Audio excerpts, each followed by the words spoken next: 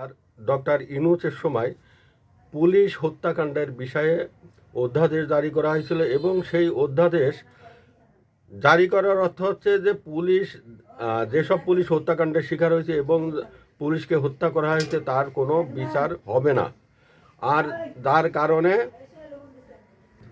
এখনো পর্যন্ত পুলিশ হত্যাকাণ্ডের বিষয়ে কোনো সিদ্ধান্ত নেওয়া হয়নি এবং পুলিশ হত্যাকাণ্ডের যে অধ্যাদেশটা সাবেক ইউনূস সরকার জারি করেছিল সেইটা নিষিদ্ধ অবস্থায় আছে। অর্থাৎ পুলিশ যারা হত্যাকাণ্ড করেছে সেটা একটা ইনডেমনিটির মাধ্যমে পুলিশ হত্যাকাণ্ডটা বন্ধ করে দেওয়া হয়েছে। এখন এই দায় মুক্তিটা যেভাবে হয়েছে, এই দায় মুক্তি কি পুলিশ হত্যাকাণ্ড ভবিষ্যতে বন্ধ হবে? আজ হোক, কাল হোক, পরশু হোক, যখনই হোক, শুধু আওয়ামী লীগ না, অন্য যে কোনো সরকার আসলে তারা যদি মনে চায় যে এই হত্যাকাণ্ডের বিচার হবে, তাহলে সেটা অবশ্যই হবে। কারণ এর আগে আমরা দেখেছি 1975 সালের 15ই আগস্ট এর যে নৃশংস হত্যাকাণ্ডের পরে সেই বঙ্গবন্ধু এবং তার পরিবারের বিষয়ে ইনডেমনিটি জারি করা হয়েছিল এবং সেই ইনডেমনিটিটা জারির মাধ্যমে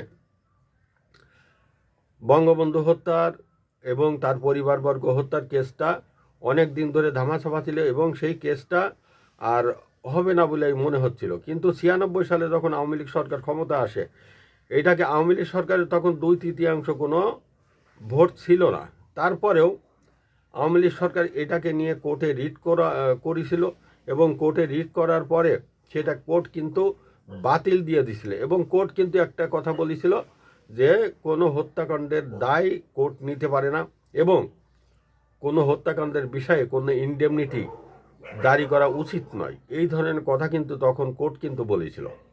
অর্থাৎ কোর্ট কিন্তু হত্যাকাণ্ডকে নিরুৎসাহিত করেছে এবং হত্যাকাণ্ডকে কোনোভাবে সমর্থন করেনি। আর যার কারণে বঙ্গবন্ধু এবং তার পরিবারবর্গের যে হত্যাকাণ্ডটা হয়েছিল সেটাকে মানে সেই ইনডেমনিটিটা বাতিল করে দিছে, যে নিষেধাজ্ঞাটা জারি করা হয়েছিল।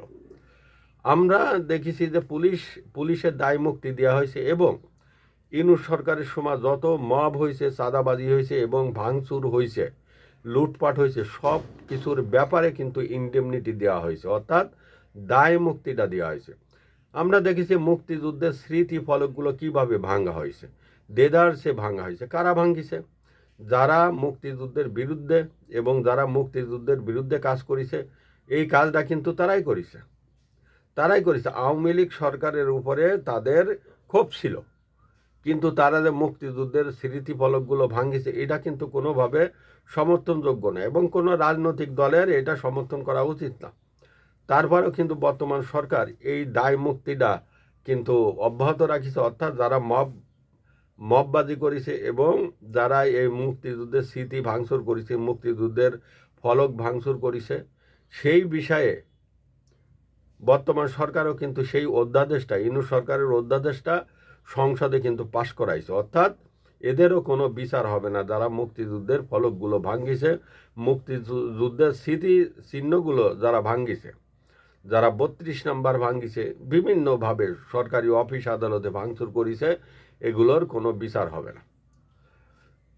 বিভিন্ন দেখেছি বাংলাদেশের সরকারি বেসরকারি প্রতিষ্ঠান, স্বায়ত্তশাসিত প্রতিষ্ঠানগুলো ভাঙা হয়েছে এবং স্কুল, ইউনিভার্সিটি, কলেজ, এসব জায়গার অনেক শিক্ষককে যেভাবে লাঞ্ছনা করা হয়েছে, গাছের সাথে বাঁধা হয়েছে, মববাজি করে তাদেরকে হেনস্থা করা হয়েছে, সেটার বিষয়ে বর্তমান সরকার কিন্তু ইনডেমনিটি দিছে এবং এটার বিচার হবে না বলে তারা মানে দায় মুক্তি দিছে এবং সেই দায় মুক্তিটা তারা কিন্তু সংসদে পাশ করাইছে। পুলিশ এখন এমন একটা অবস্থায় দেখা যাচ্ছে, পুলিশ কিন্তু অনেক জায়গায় এখনও কিন্তু মার খাচ্ছে, প্রতিরোধের শিকার হচ্ছে। যেমন কিছুদিন আগেও খুলনা একটা সকালবেলা একটা হয়েছে, মানে ছিনতাই হয়েছে, বিকেলবেলা আসামি ধরতে যেয়ে সেখানে কি হয়েছে, পুলিশ হেনস্থার শিকার হয়েছে।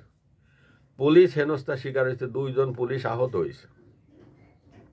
আর যার কারণে পুলিশ এখন কোনো রিস্ক নিচ্ছে না এবং তারা প্রত্যেকে জীবন বাঁচানোর জন্য তারা একটা নিরাপদ দূরত্বে কিন্তু বজায় রাখছে এবং এই